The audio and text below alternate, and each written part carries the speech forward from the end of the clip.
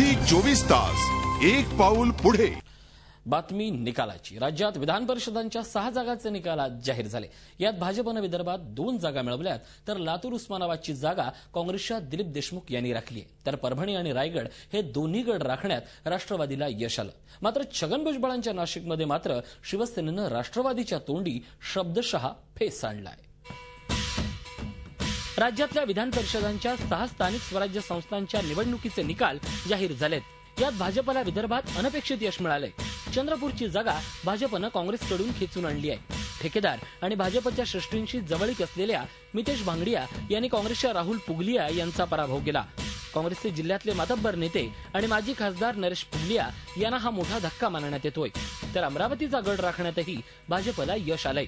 भाजपचे उमेदवार प्रवीण पोटे यांनी काँग्रेसच्या बबलू देशमुख यांचा पराभव केलाय। यात अपक्ष अजय नावंधर यांना मिळालेली 125 पेक्षा जास्त मतं देशमुख यांच्या पराभवाला कारण ठरली आहेत। काँग्रेस मागच्या वेळेस सदस्य होते उमेदवार त्या ठिकाणी दोन्ही आम्ही देखील त्यावेळेला, परंतु पराभव त्या ठिकाणी आमचा झाला हे मान्य करावं लागेल। परंतु उमेदवार त्या ठिकाणी आम्ही जे उभे केले होते ते सर्वांच्या सहकार्याने केले होते। काँग्रेस आहे, राष्ट्रवादी काँग्रेस आहे, काही अपक्षीय आमचे मित्र आहेत, त्यांचे सुद्धा सहकार्य आम्हाला त्याच्यामध्ये अपेक्षित होते। दुसरीकडे उस्मानाबादमध्ये काँग्रेसचे नेते आणि केंद्रीय मंत्री विलासराव देशमुख यांचे बंधू दिलीप देशमुख यांनी विजयाची हॅट्रिक साधली आहे। त्यांनी भाजप पुरस्कृत उमेदवार सुधींद्र कुलकर्णी यांचा पराभव केला।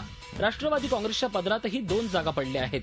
परभणीत राष्ट्रवादीच्या बाबाजानी दुर्राणी यांनी अपक्ष उमेदवार ब्रिजलाल खुराणा यांचा पराभव केला।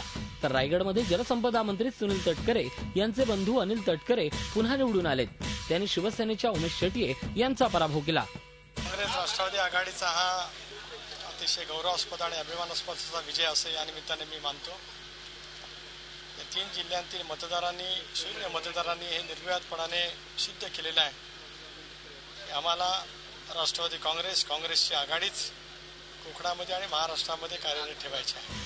मात्र नाशिकमध्ये वर्चस्व असलेल्या छगन भुजबळांना मात्र या निवडणुकीच्या निमित्तानं धक्का बसलाय। राष्ट्रवादीचे उमेदवार जयंत जाधव आणि शिवसेनेचे शिवाजी सहाणे या दोघांनाही समसमान मतं पडली। त्यामुळे आता फेरमतदान किंवा ईश्वरी चिठ्ठीनंच या जागेचं भवितव्य ठरणार आहे। एकूणच महापालिका निवडणुकांनंतर विधान परिषदेच्या निवडणुकीतही निर्भेळ यश राष्ट्रवादीच्या पदरात पडलं नाही। झी 24 ताससाठी ब्युरो रिपोर्ट। झी 24 तास एक पाऊल पुढे।